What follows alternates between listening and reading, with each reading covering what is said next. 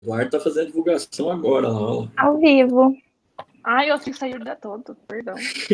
Olá, pessoal, tudo bem? Bem-vindos a mais um programa conosco aqui no Mercado Informal. Apresentando o programa, estamos aqui eu, a professora Beatriz Celan, da área de Economia, e o professor Marcelo Bufa, da área de Sociologia. Conosco hoje, Isabela e Eduarda, que sempre nos ajudam a fazer a manutenção técnica de colocar-nos no ar aqui, uma vez que estamos falando de dinossauros em relação à tecnologia da informação. Então, hoje o nosso tema é bastante propício, ele é relacionado àquilo que está acontecendo aqui no estado de São Paulo esta semana, que é a reabertura dos comércios, reabertura de alguns serviços aí que anteriormente estavam em quarentena, por conta de não serem necessariamente enquadrados como serviços essenciais, apesar de serem significantes para a economia do Estado em geral. E esses serviços sendo reabertos, eles foram reabertos com algumas restrições. Então, hoje nós vamos conversar um pouquinho sobre quais foram os impactos dessa reabertura, como é que essa reabertura está sendo vista aí pelo pessoal do mercado e quais foram aí as impressões das pessoas que observaram o movimento das pessoas de volta ao comércio, de volta às suas atividades econômicas regulares. Então, eu vou lançar a pergunta aqui para os nossos convidados. Vocês sabem que aqui no mercado informal não tem muita regra, a gente nunca programa um script, né? A Bia tá concordando ali, porque assim, eu não mando nada para ninguém, a gente não faz reuniões durante a semana, é impressionante. Os nossos convidados são sempre convidados ali em cima da hora, tem que encaixar a agenda. Hoje estamos só a equipe do programa mesmo, porque todo mundo estava com a agenda muito tumultuada. E de certa forma... A gente descobre 9 horas da noite que a gente vai participar, né? Assim, na emoção mesmo. Na emoção. O pessoal que trabalha comigo sempre fala que, né, tem que estar preparado para tudo. De repente, né, aparece uma bucha. A Bia está mais acostumada com isso. Já virou noites comigo preparando trabalhos. Mas, então, eu vou lançar aí uma para vocês. E aí, o que vocês viram da reabertura, principalmente aqui na cidade de Ribeirão Preto, que vocês têm mais contato? O que vocês viram dessa reabertura? E qual foi a impressão de vocês em relação ao impacto da mera veiculação de que, agora já pode voltar a comprar? Como é que vocês viram isso? Quem pode me falar um pouquinho sobre isso? Pode falar, Isa, pode começar. Vai lá, Isa, então. Eu começo? Então tá bom. Eu moro do lado de uma avenida comercial aqui em Ribeirão. Então, a primeira coisa que a gente percebeu foi assim, a avenida não chegou a parar completamente durante a quarentena, porque as pessoas não aderiram tanto. Ribeirão teve uma das taxas mais baixas de adesão à quarentena, desde que ela começou. Então, assim, eu não percebi tanta diferença no movimento da avenida em si, mas foi muito estranho ver as lojas abertas. Realmente parecia assim que era outro mundo. Foi 2 meses assim que eu não vi tanto, porque aqui em casa a gente realmente fez a quarentena certinho, a gente não saiu para nada, eu saí 2 vezes para ir ao médico. Então foi muito chocante ver as pessoas na rua, e mais chocante ainda foi ver as pessoas na rua assim, tomando zero cuidado. Parecia que era Natal, a galera andando na rua, assim, todo mundo feliz, contente, perto um do outro. É bizarro, assim, de ver. Eu, pelo menos, achei muito bizarro. O pessoal não está de máscara? Exatamente. Não tem uma lei obrigando que tem que entrar de máscara e tal? Então, mas aí acontece aquela coisa do brasileiro, né? Porque o brasileiro, o que ele faz? Ele olha a lei, dá risada e fala, kkkk, lei. Porque as pessoas estão... Gente, juro por Deus, eu achei isso muito, muito absurdo. As pessoas, na hora que elas estão andando na rua, quem tá andando em dupla e tal, eles realmente estão com a máscara, só que eles tiram de um lado e ficam com a máscara aqui apoiada. Aí, se eles veem alguém olhando torto, eles fazem assim de novo com a máscara E aí passou a olhada torta, eles voltam como se nada tivesse acontecendo. Então... Ou põe aqui no queixo, né? Fica aquela... Exatamente. É uma coisa assim, que parece que as pessoas realmente esqueceram da questão do coronavírus, que realmente o contágio, a preocupação com o contágio virou uma coisa secundária. Porque eu acho que a gente já está lidando com tantas outras crises no Brasil que realmente a preocupação com o vírus ficou uma coisa muito secundária. Que coisa, hein? Olha, eu tenho alguns dados aqui para ilustrar um pouquinho isso que a Isabela está falando. Hoje nós batemos, aqui, confirmados no estado de São Paulo, 111.296 casos, com 7.667 mortes. No total, no Brasil, hoje, temos 560.737 casos, 560 mil, 31 mil mortes, 417, com número de recuperados. Tem uma galera que gosta que a gente fale o número de recuperados, lembrando, está sempre meio que proporcional ao número de contaminados, tá, gente? Tem que ser, porque aqueles que não morrem se curam. Um período, tá? Tá demorando em média aí de 15 a 30 dias. A média vai ali em 25 dias, mais ou menos, o pessoal sair da situação de positivo do coronavírus. Número de pessoas que se livraram, recuperados do vírus, que já estão imunes, 253.570 pessoas, tá? O que dá menos de 50% dos contaminados, o que nos mostra que ainda estamos numa curva ascendente, numa perspectiva ascendente da curva de contaminação. Aí, a gente precisa entender, aqui só para puxar a sardinha para a região onde fica a nossa instituição, né, que é Ribeirão Preto, esses dados, eles continuam em franco crescimento. Nas últimas 24 horas de ontem, isso aqui é dado de ontem, tá? Nós tivemos 2 mortes, ampliando aqui o volume de mortes. 28, né? Oi? No total 28. São 28 mortes em 3 meses, 1.261 casos confirmados em Ribeirão Preto. Muito bem. E lembrando, né? Teve uma estatística da USP que o pessoal foi para campo, foi fazer uma pesquisa de campo, dizendo que o número de casos de contaminados é muito maior do que os casos oficiais. Há uma subnotificação que é da ordem de até 8 vezes. O pessoal faz um ajuste aí entre 7 e 8 vezes o número de contaminados. Então, esses 1.000 e pouco está ali um pouco acima de 8.000, na verdade. Né? Então, uns 9.000. O que significa dizer que a situação está longe de estar controlada. Tá? Obviamente que nós já estamos voltando para uma economia de serviços plena. Com todos os cuidados que deveriam estar tomando conta, né? E agora eu gostaria de perguntar ao professor Marcelo Buffa, que conhece muito mais do comportamento humano, social, antropológico, né? Eu queria perguntar para ele, por que esses caras não usam máscara devidamente, Buffa? Por que esses caras, já que vai soltar a galera para a rua, para poder trabalhar, para poder... O que eu concordo, os caras precisam comer, os caras precisam fazer a economia girar de alguma forma para, né, não termos aí uma falência do nosso sistema econômico. Mas, Buffa, o que está faltando para esse pessoal se conscientizar que para voltar a fazer essas coisas precisa ter método? Olha, Christian, na verdade, assim, eu acho que não é o que está faltando, algumas coisas que sempre faltaram para o brasileiro, espírito público. Tá? Então, em várias ocasiões, nós vemos que, de fato, é difícil a população tomar uma consciência ali, né? Vamos pensar, ter um espírito público de verdade e pensar nas outras pessoas.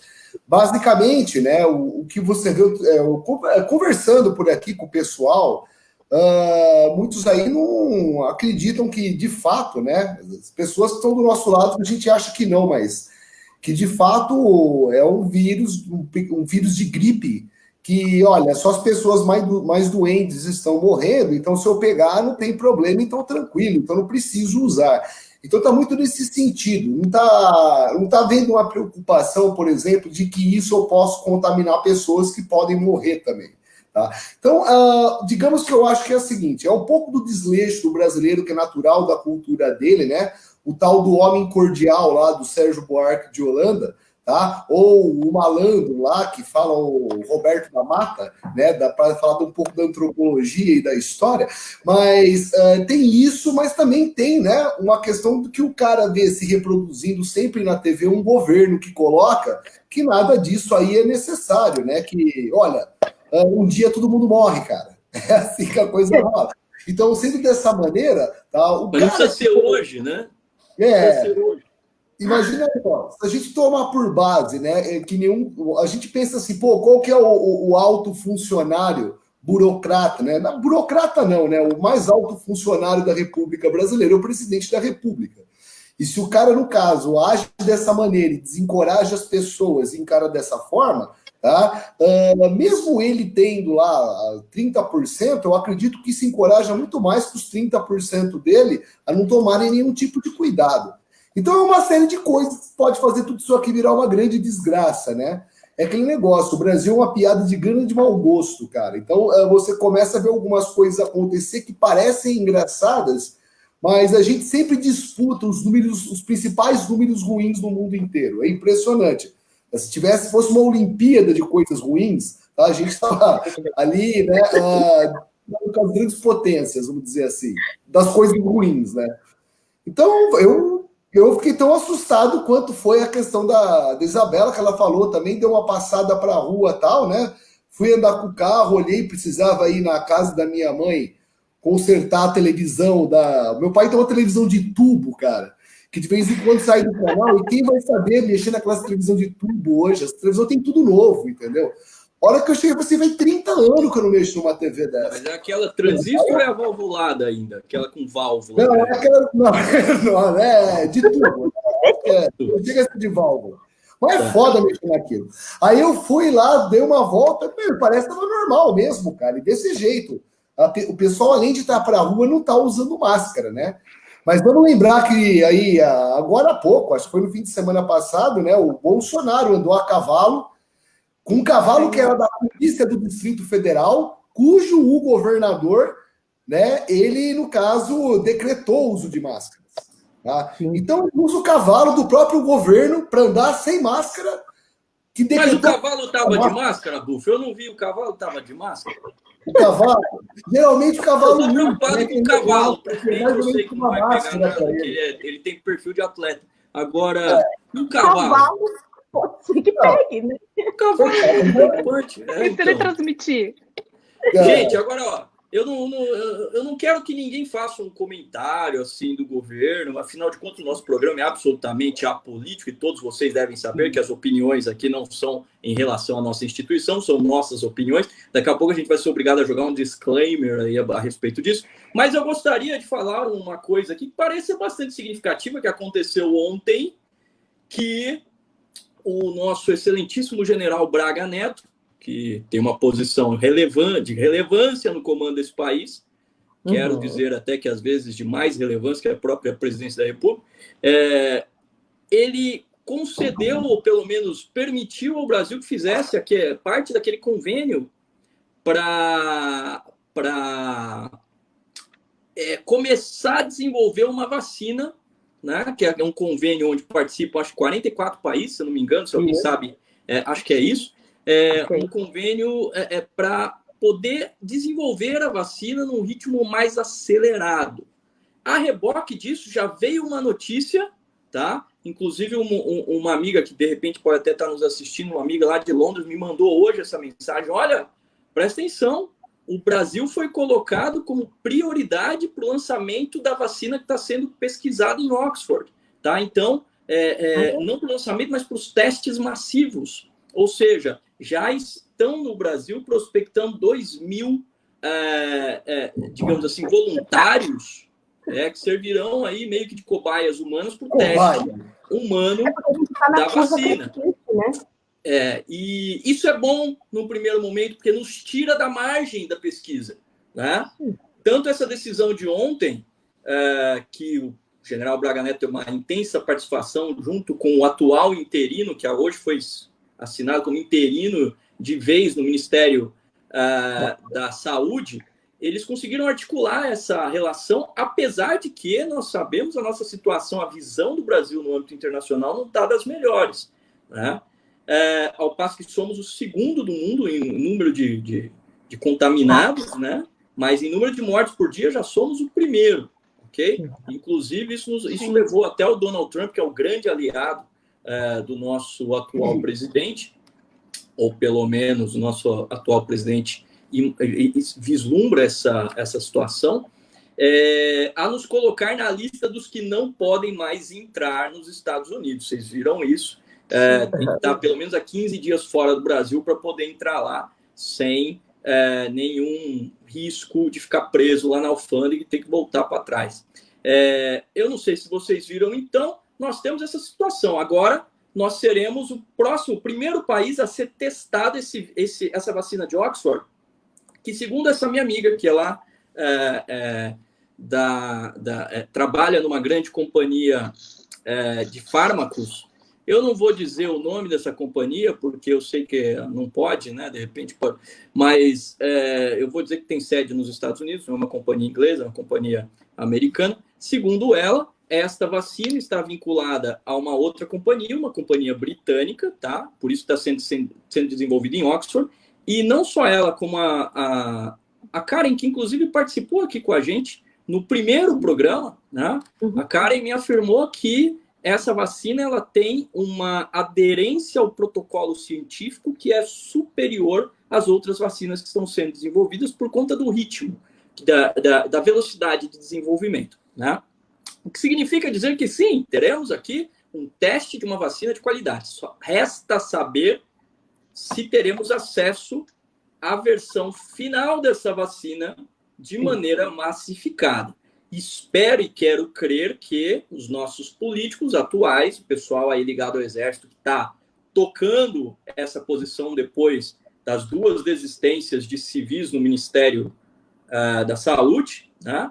Espero que eles consigam fazer aqueles laços, tecer aqueles laços, que infelizmente os nossos civis na presidência, lembrando que o presidente é um civil, saiu do Exército há muito tempo, inclusive sob condições diferenciadas, não conseguiram. Estamos aqui de olho para ver se essa coisa vai engrenar. E, sinceramente, eu acho que é um sucesso, apesar de tudo que o Bufa já sinalizou de controvérsias. Alguém tem alguma coisa para falar sobre isso? Vocês sabem mais dados dessa informação aí? Porque eu estou só dando um skimming aqui para vocês, né? Eu não tenho toda a visão das coisas. Mas o que vocês acham sobre isso? Brasil agora ser campo de teste da primeira vacina. Somos cobaias, como você bem disse. E escolher aonde para fazer cobaia? Aqui no Brasil, cara. É aquela situação... país é o Brasil. Eu acho que é aquela situação... Eu acho que é aquela situação que a gente não sabe, assim, se a gente servir de cobaia é uma tentativa desesperada dos outros governos de tentarem salvar isso aqui, porque todo mundo já entendeu que, né, o nome do barco é Titanic, ou se realmente é assim, vamos testar lá, né, seja o que Deus quiser, se der certo, depois a gente vê o que a gente faz. E para mim o mais preocupante disso tudo é que, como você mesmo estava falando, a gente está tendo uma atuação exterior que está dependendo muito de militares. A gente está muito na mão de militar. E desde o começo do governo Bolsonaro, os militares de alta patente, eles estão se mostrando relativamente moderados. A gente teve, algum tempo atrás, uma declaração dos militares... Né? Eu acho que tirando o resto, todos são moderados, é impressionante. Exatamente. No geral, a gente está tendo uma postura muito moderada dos militares. A gente teve declarações há algum tempo atrás, em alguma das inúmeras polêmicas que o governo já se meteu, dos próprios militares falando que o dever primário deles não é com o presidente, é com a Constituição. Então, a partir do momento que a gente está dependendo de militar para defender a Constituição e a população, é que a gente percebe o tamanho da crise que a gente está, e fica muito difícil você tentar ser otimista se você for pensar historicamente no que é depender de militar, né? Então, é uma situação bem complicada, pelo menos na minha opinião. Se bem que, assim, na nossa atual condição de educação, e acho que vocês vão convir comigo, porque a nossa educação ela tem pontos falhos, né? Apesar das muitas ilhas de excelência educacional que nós temos no Brasil, e o Bufa há de concordar comigo aqui, nós temos autores que são lidos em relação à educação no mundo todo. Eu conheci pesquisadores em outras universidades que vêm no Brasil, tive um contato mais próximo, uma pesquisadora dos Estados Unidos que veio para cá fazer o mestrado dela por conta dessas novas perspectivas de educação que surgem no Brasil, mesmo porque nós temos um celeiro aqui de oportunidades para gerar novas tecnologias em educação. Mesmo com tudo isso, nós temos muito problema no setor de educação. Eu acho que o nosso Ministério da Educação não tem sido, digamos assim, eu estou tentando usar artifícios eufemistas para não abalar aqueles da nossa audiência que, evidentemente, pactuem com alguma coisa que é feita no Ministério da Educação. Mas eu acho que ainda não houve a integração necessária com os recursos para alavancar a nossa educação, né? E dentro desse contexto, de um país com um baixo nível educacional, nós temos que admitir que no Exército, na Aeronáutica e na Marinha, todo mundo que atinge uma patente alta, né? E quando eu digo patente alta, eu não estou dizendo dos civis que vão para, de repente, iniciativa privada ou vão virar representantes em outras instâncias públicas. Estou falando do pessoal que segue carreira e chega a general. Esses caras têm uma educação de elite que um brasileiro médio não tem, ok? Apesar da orientação política talvez ser muito diversa.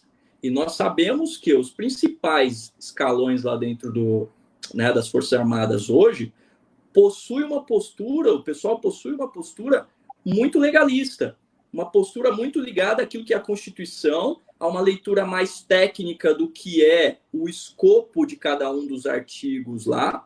Tanto é que, como a própria Isabela falou, têm sido muito moderados nas interpretações dos fatos que vão se desenvolvendo. Então, será que esses caras, de repente, não conseguem aí lidar melhor com essa situação antagônica que nós temos no governo hoje? Porque os caras, quando assumiram, aí, agora começou a aparecer, relações internacionais que estavam abaladas, tirou um monte de coisa, esses caras começaram a se relacionar, começaram a fazer a coisa acontecer. Não dá para ter bola de cristal e prever quais serão os efeitos disso, mas dado que a gente tem visto entre os civis que estão no governo, muitas vezes com algum tipo de relação política para ocupar o cargo, afinal de contas, existem técnicos lá, mas também tem gente que está lá por conta da sua relação com o próprio presidente e com aquilo que o presidente acredita, principalmente, e com os ideólogos do presidente. Será que a opção melhor, dentro desse contexto, né, de um caminho estreito para unir o que está externo ao governo e o que está interno ao governo, não seja realmente esse tecnicismo dos militares? O que vocês acham? Eu queria ouvir o Bufa, principalmente, que é o cara versado nesses assuntos. O Cristian, eu da seguinte maneira, os militares são burocratas, né? Então, basicamente, é isso aí. A gente tem um governo que é composto aí, né, por cargos de confiança, cargos de função gratificada, que são os cargos de carreira, que recebem cargos de chefia, e temos os cargos políticos, que são os cargos que são indicados, que são os cargos de confiança no caso. Burocrata, cargos de confiança e funções qualificadas. Esses militares, quando eles vão para o governo, por exemplo, assumir essas posições de chefia, eles estão assumindo uma posição gratificada no governo, né? Eles não deixam de ser burocratas, no caso. Mas burocratas de alto nível técnico, né? Tecnicamente formados para fazer isso. Mas eu também me nego a achar que outros burocratas do governo, que também foram, no caso, prestaram um concurso público, são menos competentes do que os militares para estar ocupando essas posições. O que nós temos aí é uma série de burocratas que estão ocupando posições que normalmente são ocupadas por políticos, tá? E qual que é o grande problema disso? Porque, assim, olha, nós temos aí, no caso, queira ou não, a República funciona assim. Quem está para fiscalizar os burocratas, que são cargos permanentes dentro da máquina do Estado, são os políticos. Se os políticos não fiscalizam os burocratas, não somos nós, como civis, que daqui de fora vamos conseguir fazer isso. Tá? Então, um governo composto só por burocratas é um governo extremamente tecnicista, que geralmente, né, não tem vamos dizer, não tem o tino de lidar com a política, por exemplo. Eu não sei como eles... Agora eu me lembro, é Braga Neto, o cara que está na Casa Braga Civil. Isso. Imagina um militar. Você consegue imaginar que é um militar lidando com a Casa Civil, aonde tem que lidar com todos os meandros da política, que são as relações institucionais entre o governo, relação com Câmara, relação com políticos, tá? A gente dizia que, por exemplo, presidentes anteriores não tinham nenhuma habilidade política. Agora, imagina os militares como estão fazendo. Então, o resultado disso é o quê?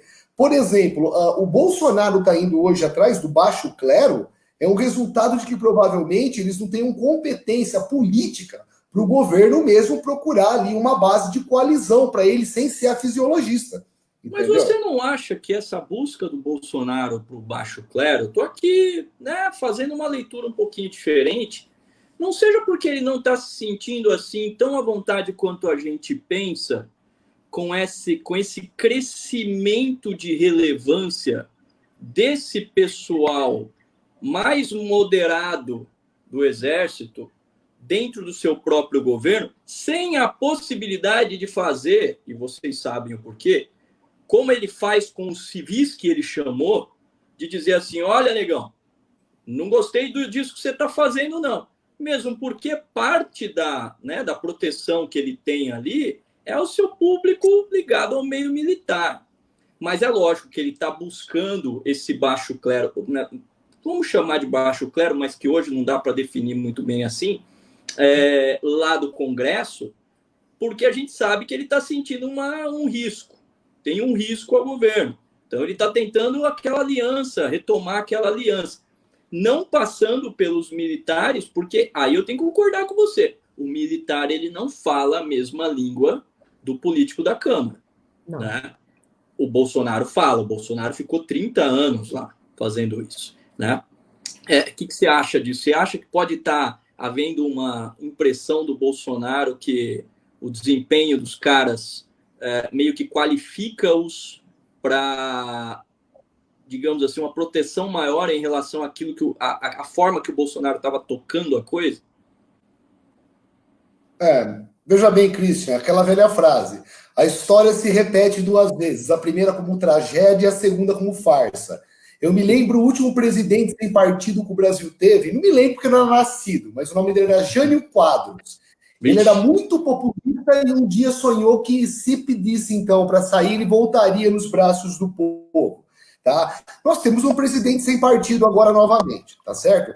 Então, esse presidente está fazendo o quê? No meu ponto de vista, ele está tentando se apegar onde ele pode se manter. Então, você tem um corpo de militares, do exército dentro do seu governo, um apoio escancarado das polícias militares dos estados como ele tem. Então, de certa maneira, ele se sente muito seguro agora para fazer, né? Como você disse, o Bolsonaro é um cara que saiu da Câmara. É impossível que ele não saiba que ele ia conseguir governar esse país sem fazer o jogo com o baixo clero. Ninguém não consegue governar o país, conseguir tocar um expediente sem fazer isso. Essa é a realidade do nosso modelo presidencialista de coalizão. Então, o que ele faz? Ele está ali buscando a política baixo clero para segurar o possível problema de impeachment, entendo eu, né?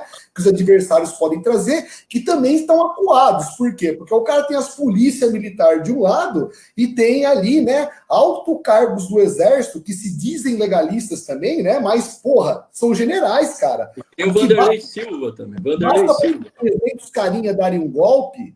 É alguém ali ter a fabulosa ideia de querer fazer um complô. Agora, quem tem coragem de fazer isso ali dentro? Por isso que o tom ameno. Mas se num determinado momento, eles ali no clube dos exércitos generais acharem que é viável, quem segura?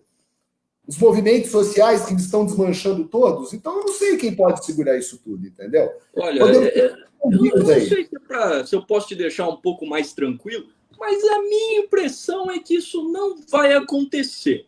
Talvez o movimento seja exatamente o inverso. Para mim, está muito mais fácil desses caras virarem e falar: olha, a gente não quer mais um civil. Democraticamente, nós vamos partir para um general, e para bom entendedor, meia palavra basta, né? Do que necessariamente passar aí para um apoio a um autogolpe. Né? Eu acho que o autogolpe é uma coisa não vislumbrável nesse momento. Mas a gente está se distanciando muito da questão econômica e indo para a questão política. Sério, é certo que uma coisa tem convergência com a outra. No âmbito da nossa região aqui, gente, alguém chegou aí na rua, além da Isabela, esses dias, para ver como é que está a situação? Eduardo, aí na sua cidade... Eu estou vivendo na rua, estou cansada já. Fui decretada motorista da família. Mercado, farmácia e por aí vai. E aí, como é que estão as pessoas aí? Então, eu saí de Ribeirão, vim para cá, porque como a gente está tendo aula EAD, eu vim ficar com a minha mãe. E estava tranquilo. Aí, na hora que decretou quarentena, abriram um comércio e começou aquela baderna todinha. E aí foi quando o Dória se manifestou que ia multar por 50 mil reais por dia se tivesse estabelecimento, etc. aberto. Aí ficamos todo o tempo fechado e tal. Algumas obras da prefeitura continuaram. E aí eu saía de carro assim, eu falava assim, eu devo estar no The Walking Dead, eu estou passando, porque aqui já é pequeno. Se não tem movimento na avenida principal, alguma coisa deu errado. Sertãozinho. Aí não tinha movimento nenhum. Quando o Dória decretou que a partir do dia 1º de junho, o mesmo dia que ele decretou isso, assim, você já via um outro movimento na avenida, como se tudo tivesse aberto, como se todas as pessoas pudessem se ver. Só que assim, festas está tendo clandestinamente. Tem coisas funcionando clandestinamente. Então, tipo assim, tá todo mundo assim, vivendo como se nada tivesse acontecendo. Uma vez eu fui no mercado, para minha avó, ela vai no mercado diferente da minha mãe. Na hora que eu cheguei no mercado, eu falei assim, eu vou embora, porque isso aqui tá parecendo um apocalipse. Todo mundo de máscara, só que tinha 250 pessoas lá dentro. Então, assim, ficou uma confusão. Aí abriram um comércio, hoje eu fui levar o óculos da minha irmã para arrumar. Na hora que eu cheguei, eu fiquei 10 minutos para chegar na loja dentro do carro. Okay. Porque, assim, de trânsito, todo mundo dentro de loja, e aquela confusão, como diz a Isabela, parecia Natal, pessoas sem máscaras, pessoas na praça com máscara ou sem, crianças brincando assim, como se nada tivesse acontecendo. Então, eu não sei se isso está acontecendo pelo fato da gente ter sido bombardeado de informações essa semana inteirinha. Tudo que saiu, tudo que foi vazado. Então, assim, acho que está todo mundo esquecendo que tem um vírus ainda circulando. Eu acho também que as pessoas não se cansaram, na verdade, de ficar tanto tempo em casa. E aí, por exemplo, vocês viram as reportagens falando sobre as pessoas no calçadão em Ribeirão, no centro, cheio de pessoas, as pessoas todas próximas, maioria sem máscara. Então, eu acho que as pessoas também elas começaram a ficar cansadas dentro de casa. E o brasileiro não tem aquela regrinha, né, assim, de seguir o que é estabelecido. Sim. Pois é. Pessoal, só para ilustrar para os nossos queridos espectadores a respeito do que é que a gente está falando, o que é essa abertura que está sendo promovida. Tem gente que não saiu de casa ainda, tem gente que está lá em casa, não sabendo que o Dória mandou sair e tal, que é uma medida que, de certa forma, é uma tendência nos outros estados também. Mas, veja, tem algumas regrinhas, como, por exemplo, o comércio nas ruas deve acontecer de segunda a sexta aberto, não no tempo integral, é só do meio-dia às 4 da tarde, tá? E aos sábados, das 10 às 14 horas. Onde que muda isso? No shopping center. Os shoppings poderão estar abertos de segunda a sábado, das 16 às 20 horas, ok? E como é que faz aí a movimentação desse pessoal? Primeiro, os escritórios, eles estão alternados, os escritórios do centro. Os escritórios, em geral, eles só podem funcionar das 9 às 13 horas. E aí você encaixa o horário que abre o comércio ao meio-dia, você tem aí uma coexistência com os escritórios só de 1 hora. O pessoal sai, se quiser ficar na muvuca, ele faz as compras que precisa e cai fora para desopilar o circuito para reduzir a probabilidade de contaminação nesse ambiente externo. Os shopping centers também aderem a uma política específica de funcionamento que é de só 20% da capacidade, não pode passar de 20% da capacidade de lotação, o que já é muito se a gente for pensar num ambiente como um shopping center. Cada uma das lojas tem lá uma determinada quantidade de pessoas que conseguem ficar dentro, que foi especificado pelas unidades de controle, né, bombeiros, etc. Mas até 20%, o que em cada loja dá ali um limite de 2 a 3, dependendo do tamanho da loja, aquelas lojas menores, de 2 a 3 clientes por vez, o que é o padrão já no shopping, no funcionamento normal. Tá? Todo mundo só pode ir de máscara. Lembrando aos senhores que estão nos assistindo que a máscara, o nariz é para ficar dentro, tá? A boca e o nariz é para ficar dentro da máscara, não Por fora. Por favor. Tá bom? Ok? A máscara a gente não usa assim, que nem bigode, e a gente não usa aqui, ó. Isso. Já ouvi o pessoal falando assim, o meu nariz é grande. Problema teu, cara. Problema teu, tá? Põe o nariz para dentro da máscara. Já vi muita gente que tem coisa grande que tem que deixar para dentro também. Então, tem dentro da máscara. Põe dentro da máscara, tá bom? Lençol, né? Ele for grande, bota um lençol na cara, pô. Pois é, cara, exatamente. Né? Então, usa um paraquedas no rosto se tiver um nariz muito grande. É assim que funciona. Estamos numa situação atípica. Eu vi essas cenas que a Bia estava falando, o pessoal no centro de Ribeirão Preto andando, e eu fiquei muito impactado, porque eu vi muita gente sem máscara. Sim. Muita gente. Aí eu fico me perguntando, será que está sem máscara porque já está imunizado? Porque, assim, a lei é clara, todo mundo tem que estar de máscara, não basta estar imunizado ou não, tá? Porque não faz sentido, no biológico, você pedir para a pessoa que já está imunizada usar a máscara. Mas ainda assim, se ela for portadora e não vai se contaminar, eu não sei como funciona esse dispositivo de poder passar para outras pessoas, né? Não sei. Só fazendo um comentário, aconteceu em vários países do mundo, está sendo bastante reportado isso, pessoas que já contraíram o coronavírus uma primeira vez, tranquilos, se curaram e contraíram novamente. Então, por mais que você, às vezes, esteja achando que só porque você já teve, você está imunizado e tudo mais, a gente está lidando com vírus são extremamente mutáveis, a variação genética do vírus que chegou aqui no Brasil já não é comprovadamente a mesma que saiu da China. Ela já passou por mutações. Então, por mais que a galera pense que só porque já pegou, teve sintomas leves, está achando que é invencível, não é bem assim que funciona. Você pode até achar que você é invencível, mas você ainda pode se transmitir para outras pessoas. E o grande problema do brasileiro é que, apesar da gente ter tido 2 meses, mais ou menos, de aviso, porque a gente teve vários outros países também tiveram. Quando isso começou a virar notícia na China, a gente já poderia ter começado a ficar de olho, começado a tentar entender melhor um pouco como que funcionava, a pensar de uma maneira um pouco mais coletiva, mas não foi isso que aconteceu, e isso as pessoas ainda não entenderam. Porque se tivessem entendido, acredito que não estaria tanta gente nas ruas atualmente. Até que uma das principais críticas do pessoal de oposição ao presidente, aliás, da ala do presidente contra o pessoal de oposição, que usualmente são os governadores, foi a celebração do carnaval, né?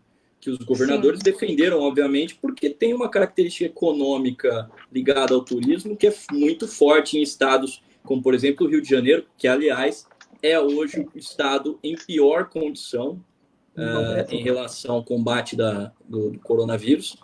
Eu não sei se vocês têm acompanhado as estatísticas, mas está numa situação realmente dramática, muitas UTIs já lotadas. O Rio de Janeiro, inclusive, também iniciou a reabertura gradual do comércio essa semana, mas desde o dia 25 de abril, eles já tinham feito pedidos de containers para armazenar os corpos das pessoas. E, coincidentemente, essa compra, a publicação desse extrato saiu no Diário Oficial essa semana. Então, você imagina, você não precisa de um argumento mais forte para que, se possível, as pessoas continuem em casa do que o fato de que, na semana em que a reabertura gradual está começando, você tem containers sendo comprados para armazenar corpos, porque você sabe que o sistema de saúde não vai aguentar. Então, é realmente preocupante a situação. Então, eu estava até comentando aqui. Fala, Eduarda. Eu estava até comentando aqui. A minha mãe, ela fez uma viagem para o exterior de navio, era em fevereiro, se eu não me engano. Foi em fevereiro, mês de fevereiro. Ela foi para Argentina e Uruguai, junto com a minha avó, tá, e tudo mais. Foi meu padrasto, minha mãe, enfim. Aí minha avó chegou, logo em seguida ela ficou muito ruim, os brônquios dela totalmente dilatados, ela passou muito mal, peguei ela, levei para o hospital. Já a gente não estava em quarentena, não tinha nada dessas coisas. O médico falou, não, isso é só uma H1N1. E aí, né, na madrugada do dia seguinte, postaram no grupo desse navio que tinha um cara que estava com Covid lá dentro e excluíram essa publicação. E aí minha avó tomou o remédio para H1N1, ela e meu padrasto ficaram ruins, só que minha avó ficou muito pior. Aí eu tive contato com ela, fui para faculdade, coisa normal. Afinal, é só uma H1N1, eu sou vacinada, tranquilo. Nisso, essa semana, minha mãe falou assim, não, eu vou pegar, você me leva lá com a sua avó, que eu vou fazer o exame do Covid para ver se ela teve contato e tudo mais. E o sangue da minha mãe coagulou na hora de chegar na centrífuga, porque a moça deixou colocar ar na seringa. Nisso, chamaram minha mãe lá. Aí a moça falou assim, você veio refazer o exame do Covid e o laboratório tinha mais 4 pessoas. Virou um tabu tão grande na sociedade que na hora que a moça falou Covid para minha mãe, todo mundo fez assim, né? Todo mundo parou assim e falou assim, meu Deus, onde que eu tô? A mulher tá contaminada. Então, por isso que eu acho que também muitas pessoas, elas agem naturalmente, às vezes tendo o vírus, porque tem medo do que a sociedade vai falar, de como vai ser tratado. É como se fosse, vamos supor, um tabu com a AIDS. E aí, na hora que eu vi a situação do pessoal olhando estranho pra minha mãe, tipo, não sabia nem o porquê que ela tava fazendo o exame e tudo mais, eu falei, realmente o negócio tá feio, porque assim, o centro lotado, o laboratório só tinha lá. Eu parei, deixei ela, falei assim, é o seguinte, eu sou do grupo de risco, senão me coloca aqui dentro. Dei volta no quarteirão e busquei ela depois, mas foi muito estranho quando todo mundo olhou para ela. Que coisa, hein? Eu tive um caso parecido na família, mas tá todo mundo bem, então a gente não está muito preocupado em relação a isso, porque já se fosse Covid, já está todo mundo organizado. Quero dizer aos senhores que não sei se vocês têm acostumado, acompanhado o movimento, vou perguntar para a minha econometrista de plantão, dadas as novidades que eu acabei de informar para vocês aqui em primeira mão, tive quase um inside information em relação a isso, dólar despencou, mas está longe de ser aquele dólar da época, né, que eu morava lá nos Estados Unidos, que era quase 2 e pouco, tá em 5,06. Bia, o que você tem para dizer para a gente a respeito disso? O mercado se reajustando, né, Cris? A gente não tem tanto mais, assim, as crises políticas, elas estão acontecendo, mas parece que tem aquele movimento de diminuição desses impactos das crises políticas, e tem crise em todos os outros países agora também, assim. Então, eu acho, e com essa excelente notícia de vacinas sendo testadas aqui no Brasil, eu acho que é tudo uma questão de um readequar das cotações que estavam acontecendo antes, da especulação que estava acontecendo antes, né? Então, eu acho que esse efeito ele vai tender a ser mais... espero que seja mais duradouro, e que isso continue, assim, diminuindo essa taxa de câmbio que estava na estratosfera, né? Uhum. Para os incautos que nos assistem, usualmente o mercado de câmbio ele é regulado por oferta e demanda, né? Oferta e demanda de moeda estrangeira, o que significa dizer que quando alguém está querendo comprar moeda nacional, você tem um acúmulo, uma subida da oferta de moeda estrangeira e por isso o preço abaixa. Tá? O que significa dizer que houve aí um resgate de algum nível de confiança nesta semana, do final da semana passada para esta semana. Isso. E também ocorreram algumas outras coisas nessa semana que, de certa forma, se distanciam aí da expectativa a respeito da economia, como, por exemplo, o renascimento de algumas estruturas aí que, em 2013, a gente tomou conhecimento aqui no Brasil, como, por exemplo, aqueles grupos hackers que lá nos Estados Unidos deflagraram o vazamento de diversas informações a respeito do governo em momentos anteriores, e nós estamos falando de um deles que pelo menos passou incólume, completamente incólume. Você não vai encontrar notícias sobre, sei lá, prisões deflagradas desses caras, alguma coisa assim, que é o Anonymous, né? Os caras conseguem limpar muito bem o rastro deles, diferente do Assange, diferente do Snowden, né? Você não viu o movimento civil. E se teve, lógico, ficou lá no âmbito da contra-inteligência, etc. Ninguém ficou sabendo, vazou. Agora, o Anonymous não só publicou algumas coisas nos Estados Unidos referentes à polícia de Minneapolis, né? Porque houve aquele problema lá nos Estados Unidos com a morte de um afro-americano que acabou gerando uma comoção nacional em torno do tema do racismo. No Brasil, nós temos alguma coisa muito parecida acontecendo, onde você tem ali alguns movimentos que tentam resgatar símbolos que, de certa forma, se associaram ao nosso governo, e símbolos que nitidamente são de ideias com cunhos de segregação. Mas isso fez com que os Anônimos virassem os olhos. Para quem quer entender um pouquinho mais de Anônimos, procura aí, vocês vão ver na internet, tem várias coisas, inclusive tem uma série de televisão que se baseou nas informações que os Anônimos passavam para o autor da série. E eles voltaram os olhos para o Brasil e agora disseram que vão publicar notícias alarmantes sobre o nosso governo. Quero que vocês me digam um pouquinho das impressões que vocês tiveram, principalmente as meninas que estão mais ambientadas com esse, né, mundo da tecnologia. O que vocês viram sobre isso? Eu estou muito feliz. Desculpa, mas é verdade. Mas não é nem por conta do que aconteceu, o Christian sabe. Eu queria fazer muito meu TCC com base em várias outras coisas, V de Vingança, economia, influência em massa e tudo mais. E na hora que saiu o vídeo de madrugada, eu fiz assim, mandei pro Christian na hora e falei assim, eu quero muito colocar isso no meu TCC e vai ser muito bom. E aí comecei a juntar um monte de coisa. Não gosto de falar muito sobre isso, porque às vezes posso mandar algumas mensagens subliminares para as nossas audiências, mas eu vou deixar só no tema, né? Então, mas continua, desculpa ter te cortado agora. Foi sensacional. E só que eu acho que, além de verdades, coisas que a gente já sabia, que não era comprovada, mas que a gente suspeitava, igual da princesa Diana e por aí vai. Morte de Michael Jackson, que na verdade ele está congelado, que ele não morreu. Que estou esperando a tecnologia avançada, a medicina para descongelar. Então, assim, são teorias que Deus e o mundo têm sobre isso, do Elvis Presley, Marilyn Monroe, por aí vai. Só que na hora que isso chegou no Brasil, e roubaram todos os dados do cartão de crédito do Bolsonaro, fizeram 1000 compras no cartão dele, cerca de 90 mil reais. Eu falei assim, gente, chegamos num... Filiaram ele ao PT. Eu achei maravilhoso. Obrigada para a pessoa que teve essa ideia.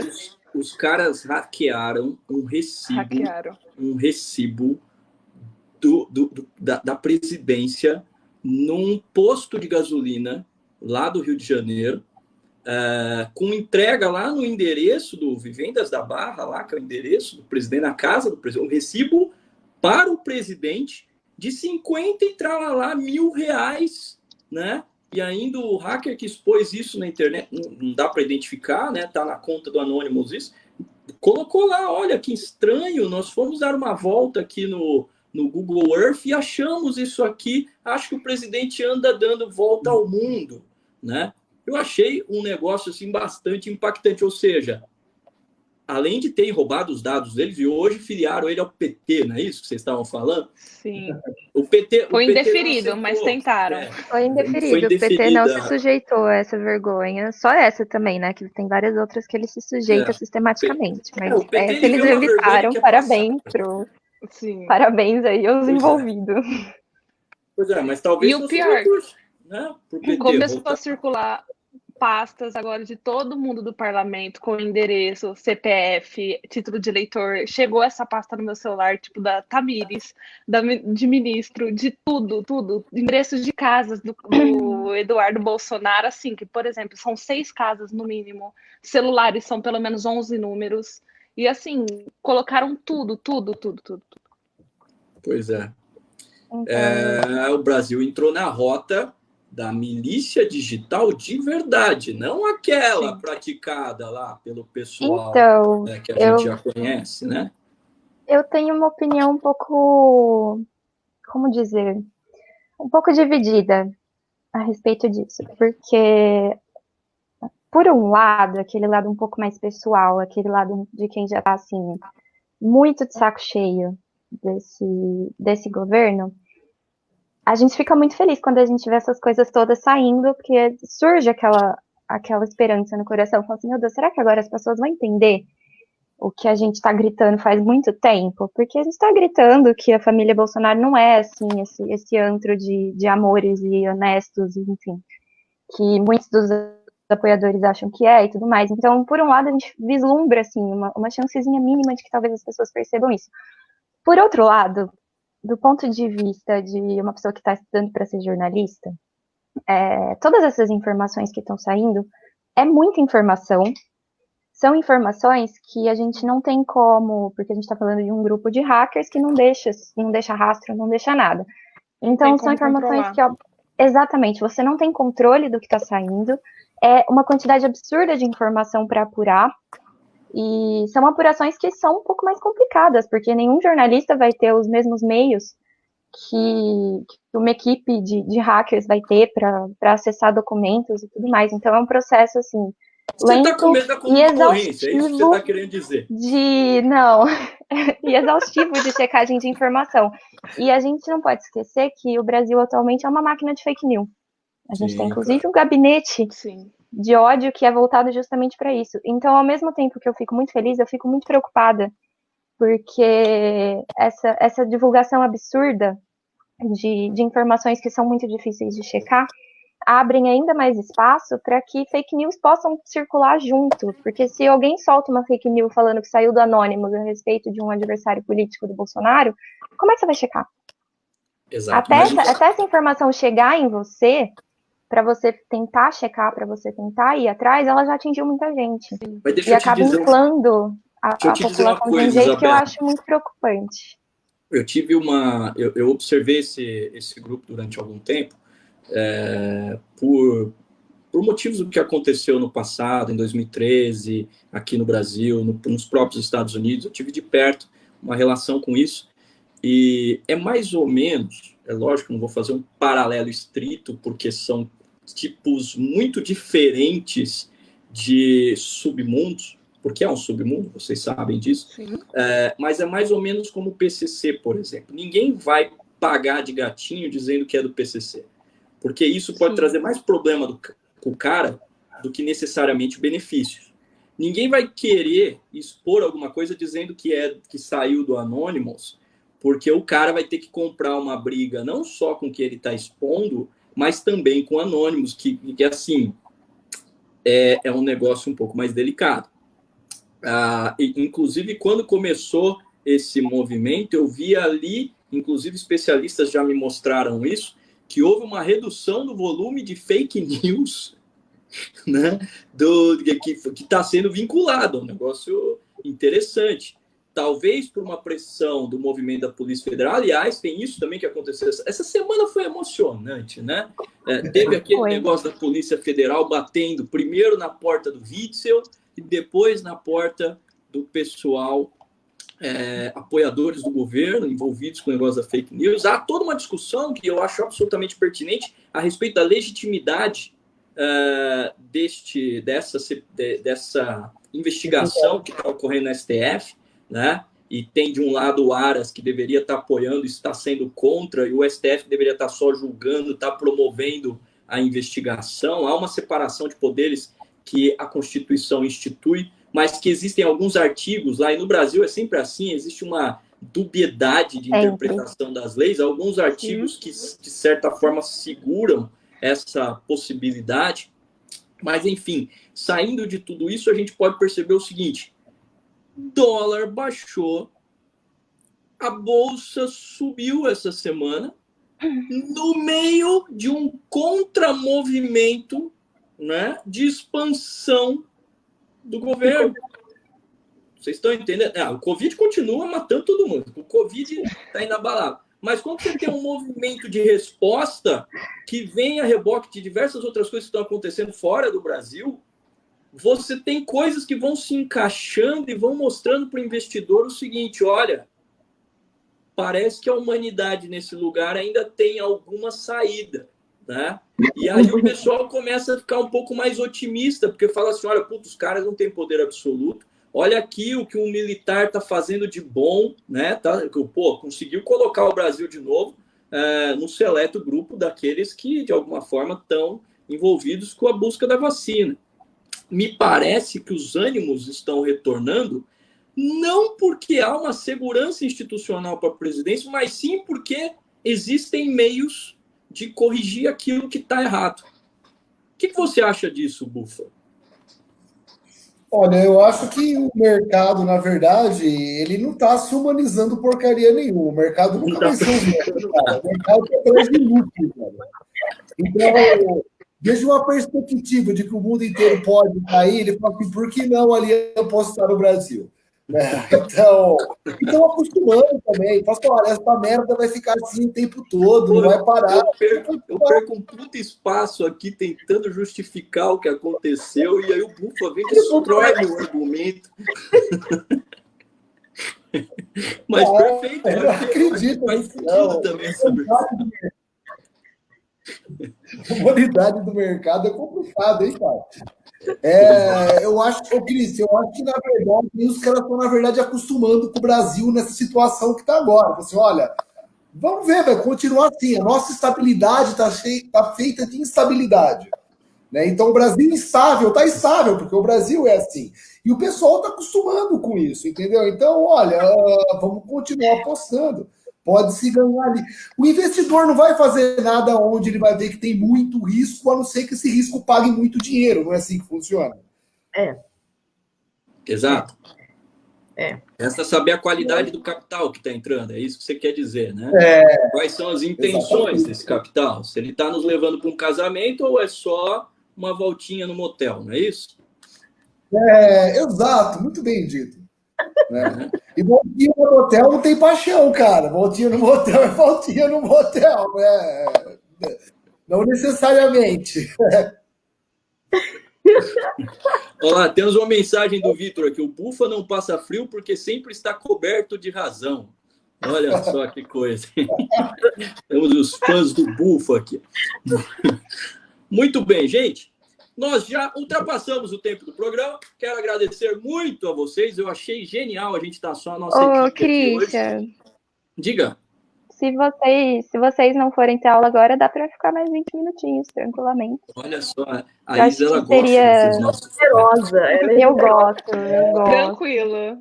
Eu gosto, porque eu tenho uma desculpa muito válida, nada condenável, para não entrar na aula de legislação. Ela tá com 4 anos de direito, a gente usa qualquer desculpa para não ter aula.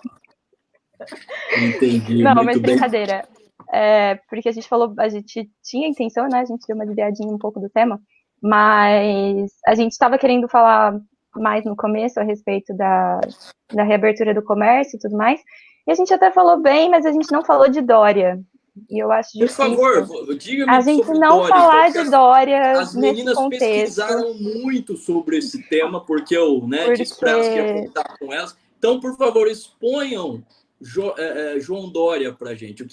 Qual é a perspectiva? Eu acho que a gente tem que falar, porque o Dória e motel é uma coisa que ele está acostumado, sabe? Então, eu achei o gancho bom, a gente podia...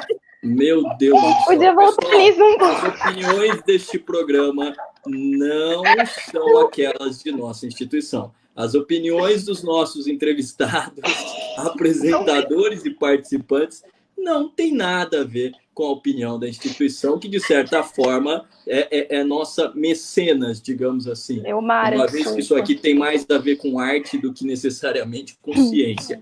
Mas, então, você ia falar do Dória, tirando essas questões, né, anteriores ao passado ilibado do governador, Diga para mim aí o que vocês viram a respeito das regrinhas do que ele lançou e como vocês veem, qual a perspectiva? Vocês acham que isso que essa abertura vai surtir efeitos positivos ou nós teremos aí uma retração no futuro? Ufa, quer começar? Tá vendo? Ela falou que queria falar do governo estadual. Não, tá, eu começo, desculpa. Tava cortando e eu não peguei a pergunta, mas eu peguei o finalzinho, acho que eu sei, é sobre a questão da nossa abertura, né? De São Paulo. Seguinte, a respeito da abertura, eu não vi um infectologista falando que estava na hora de abrir. Teve uma entrevista que eu tenha visto em lugar nenhum que os caras falam, firmeza, tá na hora. O que eu tenho visto é que tem país que faz mais testes com a gente, menos casos que a gente, e a abertura tá mais lenta do que a nossa. Então eu não tenho por que achar que isso vai dar certo, cara. Eu não sou especialista na área, mas se os especialistas estão falando que o negócio pode não dar certo, né? Então eu acho que é fácil que não dê certo, que a gente possa retroagir. Mas bom, também, né? Se o pessoal não estiver muito preocupado com o número de mortes, não tem por que retroagir, vamos tocar o barco. Muito bem, Bufa. Eu só estou preocupado com a disponibilidade de vagas do sistema de saúde e estou tentando aqui, apesar das grandes considerações de Marcelo Bufa a respeito da correlação do desempenho do mercado com o nível de desenvolvimento humano do país, né, que é praticamente inversa, digamos assim, né, neste momento, eu estou preocupado em estabelecer sim, essa correlação com, será que a gente está retomando a credibilidade ou não? Né? O que vocês acham? Vocês acham que a flexibilização que o Dória impôs tem algum tipo de correlação com o movimento do mercado desta semana? Não. Eu acho que o Dória, ele se enfiou numa sinuca de bico muito complicada, porque logo que os casos começaram a explodir no Brasil, São Paulo saiu disparado na frente em relação aos outros estados. Tanto é que acho que em termos de números de casos confirmados, se não me engano, ainda é o primeiro ou o segundo estado mais afetado. É natural, e aí ele entrou... O estado que tem maior aderência com o exterior é o estado de São Paulo mesmo. Exatamente. Ele entrou nessa onda de decretar quarentena. A quarentena foi decretada oficialmente a partir do dia 24 de março. Foi pouco tempo depois que teve início o lockdown na Itália, que também foi um dos países mais afetados, assim, e foi mais ou menos junto. E aí o que aconteceu? A gente teve essa quarentena meia boca por aqui, e durante esse período de quarentena meia boca, o Dória, ele foi muito inteligente. Eu não gosto do Dória, mas eu tenho que dar o braço a torcer. Ele deu uma entrevista no café da manhã falando que não hesitaria em decretar o lockdown absoluto, que salvar vidas era mais importante do que salvar a economia, que pipipi, papapó, saiu falando tudo isso, papagueou horrores, e aí ele começou a sofrer muita pressão começou a sofrer pressão de empresário, começou a bater de frente com o governo federal absurdo. Exatamente. A gente não teve adesão suficiente da quarentena para de fato tentar baixar a curva. E aí, coincidentemente, no meio de maio, no meio do mês passado, a Europa reiniciou a abertura gradual. E aí, até então, tinha aquela coisa, não, porque a Europa ainda está em lockdown, a Europa ainda está em lockdown. A Europa não está mais em lockdown. A Europa saiu. Saiu depois que conseguiu baixar os casos de Covid em mais de 70%, mas ainda assim, ele perdeu um pouco desse argumento que ele tinha, que não, eu estou fazendo o que todas as outras nações estão fazendo e tudo mais, ele não teve aderência e agora saiu falando, não tenho medo de decretar o lockdown, e teve. Não decretou. Sim. E está reiniciando agora a abertura gradual do comércio, sabendo que a gente está no pico da curva. Beleza, mas e aí? Vocês acham que o desempenho de bolsa e dólar nessa semana tem alguma coisa a ver com a retomada do governo? Eu acho que tem alguma coisa a ver. Eu acho que as pessoas estão mais confiantes, porque agora me parece que vão poder voltar a consumir. Se bem que a gente sabe que houve uma transferência de mercado para o digital, né? Ninguém parou de consumir o básico, o pessoal freou o consumo por conta de expectativas daquilo que era supérfluo, e é lógico que isso impacta gigantescamente na produção em geral. Teve algumas indústrias e alguns setores, como por exemplo o setor aéreo, que está em frangalhos, nítido colapso, né? Mas essa melhoria que teve aí na expectativa, que a gente sabe que foi uma melhoria de expectativa, ninguém vai investir de volta no Brasil, alavancando o preço, a condição do real, por exemplo, frente à moeda estrangeira, sem ter uma expectativa positiva. Vocês acham que isso pode ter vindo desse movimento dos estados a um retorno de abertura ou não? Talvez isso tenha mais a ver com, sei lá, uma observação do que está acontecendo no âmbito federal, como eu tinha dito anteriormente. Eu vou ficar no seguro. Eu acho que isso é uma decisão um pouco mais política e de realmente falta de opção, porque também não dá para achar que a gente vai ficar em quarentena para sempre, apesar de não ter feito quarentena direito. Isso é uma coisa que, por mais que você defenda isolamento social, você sabe que não é viável. Não dá para ficar 6 meses de quarentena. Então, acho que é uma falta de opção. Eu não conheço o suficiente de mercado financeiro e tudo mais para querer opinar. Então vamos com quem conhece. Opinião envolvendo isso. Então, minha querida eu passo a bola para a Bia. Doutora Beatriz. Beatriz, a bola está contigo. Então, eu acho que pode ter até um reflexo dessa movimentação dos governadores, do restabelecimento da economia, desse sentir que você está um pouco mais seguro, que você está se preocupando também com a economia, não só com a contenção da contaminação, mas eu acho que também está bem associado com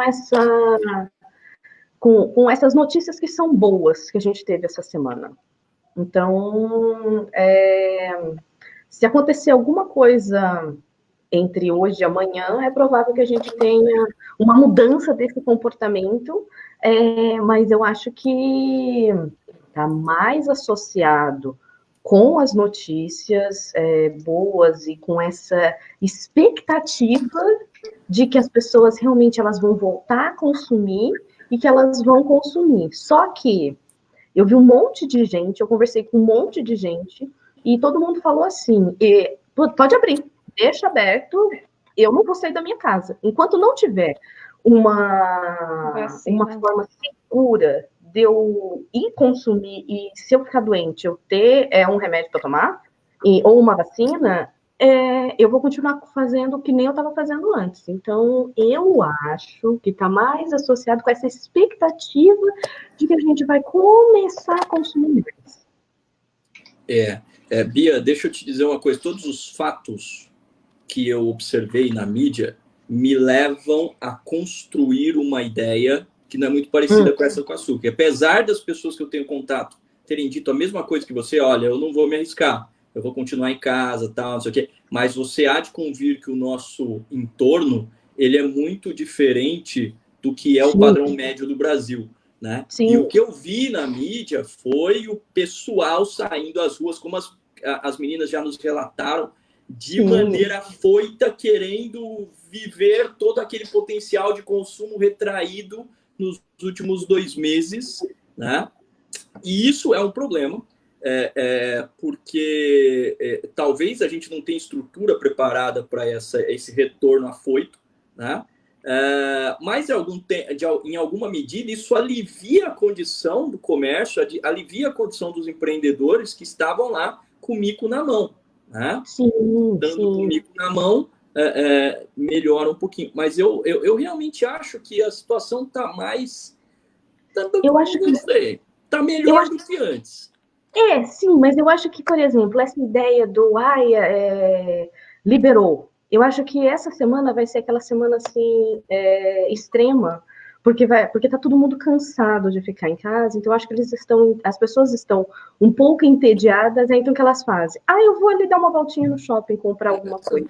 Tá em casa, sem fazer nada, mas assim, o que eu vou fazer? Vou pegar Covid. Vou pegar Covid, vou lá na rua. Pode pegar o Covid. Vou pegar um Covid. Sabe, sim. O que eu posso fazer? Eu vou pegar um Covid ali. Assim, vou passar ali e pegar uma sacolinha. Porque se você reparar, por exemplo, nas reportagens, pelo menos as que eu vi, sobre aqui, principalmente o centro de Ribeirão, as pessoas, tinha algumas pessoas que tinham poucas sacolas, para que elas tinham feito algumas compras, mas a maioria estava sem sacola. Estava assim, livre, leve, solta, como se não tivesse Covid, não tivesse nada. E aí eu vi um estudo que saiu hoje, que ainda não teve nenhuma avaliação pelos pares, não foi submetido a uma revisão de pares. Mas eles fizeram, o pessoal que é o pessoal da Unesp, de São José dos Campos, com o pessoal da UFOP, da Federal de Ouro Preto, e eles fizeram redes que você adora tanto, Cris, e eles mostraram que algumas cidades elas têm potencial de disseminação da doença, e Ribeirão Preto é uma delas.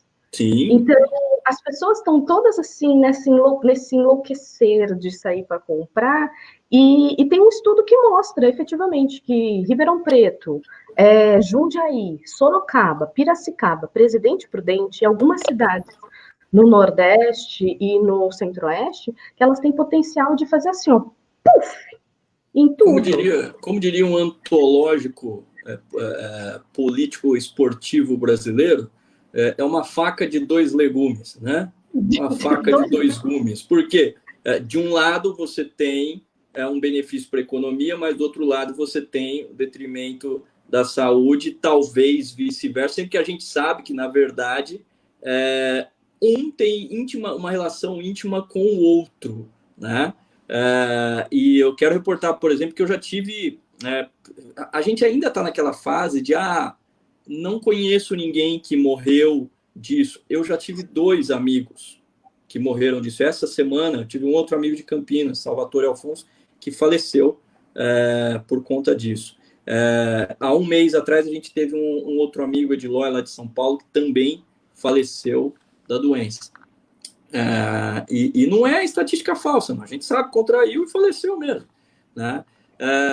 Ou seja, a coisa continua séria, nós não chegamos no pico ainda, né? Então, o meu problema está em que, além que a gente tem que recuperar a economia de alguma forma, porque tem gente que está precisando, tem gente que está no bico do corvo ali econômico, né? Sim. Agora, o problema é que se a coisa não for feita de uma maneira muito bem feita, e talvez o brasileiro não tenha cultura para isso, a mesma cultura que o japonês, por exemplo, tem para isso. E lá no Japão, inclusive éramos para a gente trazer um convidado do Japão, hoje ele não pôde, porque lá no Japão, nesse horário, eles estão acordando, né?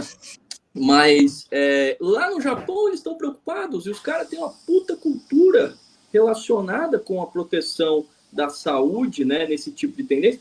Aqui no Brasil, me parece que o pessoal não está tão preocupado quanto estaria lá, né?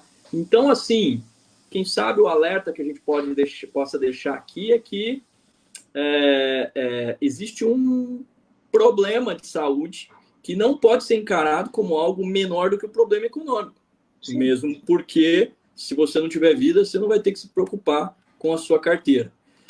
O Alfredo Juan Guevara Martinez, nosso querido amigo cubano, né? Vem nos dizer aí, ó. Aí fica a minha pergunta para os especialistas. Pô, obrigado pelo elogio. Tá? Especialista. Somos aqui generalistas, na verdade, não especialistas. O liberalismo tem como lidar com a falta de bom senso individual quando ele agrava o risco da pandemia? Ou, neste caso, a liberdade individual vale menos que segurança coletiva? Olha só, já deu para entender como pensa o Alfredo nessa pergunta dele aí. E eu vou dizer o seguinte, Alfredo, na minha opinião, eu vou passar para o Bufa e para a Bia, que talvez sejam mais versados nesse assunto do que eu, e tem um viés menor do que o meu, ou um viés oposto ao meu. Eu diria o seguinte, cara, as individualidades têm que ser mantidas, né? Tem que ser mantidas. Mas, obviamente, que a individualidade deve ter o limite de ocupar a individualidade do outro, né? Então, você não pode ser livre quando você... livre ao ponto de esbarrar na liberdade do outro, né? E aqui nós estamos falando a própria liberdade de estar vivo, né? Então, é óbvio que você tem que ter uma contenção, ainda que você chegue a um ponto do meio e equacione. Acho que vocês sabem, eu tenho que dar... dentre as disciplinas que eu dou na universidade, tenho pesquisa operacional. Pesquisa operacional sempre está buscando um caminho de equilíbrio, né? O equilíbrio dos seus recursos, otimizando os retornos e tal. Então, é mais ou menos assim que a coisa tem que ser. A questão coletiva é relevante? Claro que é relevante, porque esbarra na questão das individualidades. Mas como eu não tenho uma tendência política muito forte, né? Então eu vou passar para os meus opostos aí pelo vértice, que são o Bufa, não necessariamente pelo vértice, porque a gente se dá muito bem, a gente não entra em discussões dessas, o Bufa e a Bia. O que você acha, Bufa? Você sacou mais ou menos o viés da pergunta do Alfredo aí, né? Eu acho que o Bufa congelou, gente. Eu também acho, gente. Ele voltou. Bufa, você está nos ouvindo? A internet dele tá oscilando, eu acho. Tá oscilando. Então vamos para Bia. Tá conseguindo nos ouvir? Estão conseguindo me ouvir? Nós estamos. Estamos. Ele não tá. Ele não tá. Bia, responda pra gente aí o que você acha dessa questão do Alfredo. Mas eu acho exatamente da forma como você falou, Cris. Eu acho que realmente as liberdades individuais elas precisam existir, mas a minha liberdade individual não pode ser superior à sua, principalmente quando a gente está falando de vidas, né? Então, eu acho que... Isso é uma máxima jurídica, inclusive. O meu direito acaba onde começa o do outro. Obrigado. Temos a nossa advogada aqui junto na equipe. Né? O pessoal esquece que ela tem essa outra formação aí, né? Outra formação, assim, Então, mas não tem como a gente falar que necessariamente você vai ter que utilizar da sua liberdade individual e pronto, acabou. Mas você tem que pensar no coletivo. Porque realmente, que nem a Isa estava falando, o seu direito termina na hora que começa o do outro. E aí, essa ideia eu acho que falta isso para o brasileiro. Entender que existe que você pode ser, que você é um indivíduo, mas que você está inserido numa sociedade. Então, você precisa agir de forma a não prejudicar a sociedade, o coletivo. Muito bem, pessoal, temos que encerrar o nosso limite de tempo. Ele voltou. Então, diga, Bufa, desculpa. Eu vou dar uma... Presta a pergunta aí Ô, saco. Presta a pergunta aí do Alfredo. Eu vou dar uma resposta mais de cunho filosófico, que eu acho daí onde vai vir. O Estado, enquanto ele defender o interesse do indivíduo, ele não vai ter como se constituir uma representação coletiva. Isso é a contradição do Estado liberal. É impossível. O Estado liberal defende o indivíduo, e a defesa do indivíduo necessariamente esbarra contraditoriamente no interesse coletivo. É algo que o liberalismo, o sistema burguês vai ter que saber lidar com isso, não tem como. A não ser que o indivíduo seja altruísta. Dilemas que não tem resposta. Pode ser. Então tá bom. Galera, eu gostei da pergunta do professor Alfredo, muito boa. Só complementando rapidinho, uma coisa que o pessoal esquece. O direito brasileiro é constituído de direitos e deveres. Na mesma medida em que você tem o direito à sua liberdade individual, direitos de livre trânsito e tudo mais, você tem o dever de, como cidadão, zelar pela saúde pública. Então, a partir do momento que o exercício do seu direito individual de ir onde você quiser, do jeito que você quiser, a hora que você quiser, se constitui em uma ameaça à saúde pública, o seu direito ele é barrado se você for fazer uma interpretação constitucional. Isso é a primeira coisa. O que as pessoas não entenderam ainda é que a gente não está falando, quando a gente fala de restringir essa liberdade individual um pouquinho, a gente não está falando para sempre. Isso é uma cláusula pétrea da Constituição, isso é garantia individual, isso não pode ser mexido de forma alguma, isso é uma coisa temporária. É um ajuste temporário que você precisa fazer. Então, acho que as pessoas precisam lembrar disso antes de sair papagaiando a respeito de, é porque é o meu direito, é o meu direito, é o meu direito. Tá bom, é seu direito, mas você também tem deveres. Então, isso precisa ser muito lembrado em tempos de pandemia. Só dando um adendo ao tema do programa, o G1 acabou de divulgar que o estudo mostra que Ribeirão Preto é a terceira cidade paulista com mais propagação do coronavírus. Então, acho que tem tudo a ver um pouco mais com o nosso tema, abertura do comércio e tudo mais. A primeira deve ser a capital e a segunda, quem está na nossa frente? Então, deixa eu abrir aqui no G1. Deve ser Campinas, porque o HC da Unicamp está lotado. Deve estar lotado. Eu pensei isso também. Aqui ele não fala, só falou de Ribeirão. Campinas. São Paulo, Campinas, capital, seguido em Campinas, e Ribeirão Preto está em terceiro lugar. Pois Tá vendo? Está com o maior fluxo de pessoas e está com situação vulnerável cada vez maior até o fim de abril. Então, o senhor, a senhora que nos ouve neste momento, ou vai nos ouvir no momento futuro, pense duas vezes, vai precisar mesmo sair de casa. Pensa se vai sair sem máscara, como os coleguinhas estão saindo aí na rua sem máscara. E se for para sair, leva o álcool em gel, tá? Não precisa passar perfume, passa álcool em gel, ok?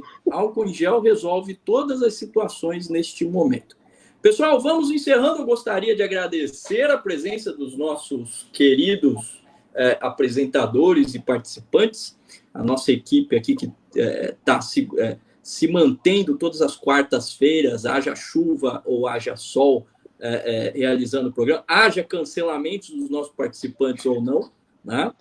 Vamos tentar trazer aí alguns outros convidados a partir da semana que vem, mas muito obrigado pela participação de cada um de vocês, todo mundo muito bem versado nos assuntos que a gente escolheu aí para essa semana, e vamos voltar na semana que vem com novos assuntos a respeito da economia e se nós temos aí alguma perspectiva de melhor. Não sei ainda qual vai ser a pauta da semana que vem. Ao longo da semana a gente vai inventar alguma coisa aí e vai soltar para a nossa querida audiência, tá certo? Aliás, muito obrigado pela participação do Alfredo, do Vitor, tá?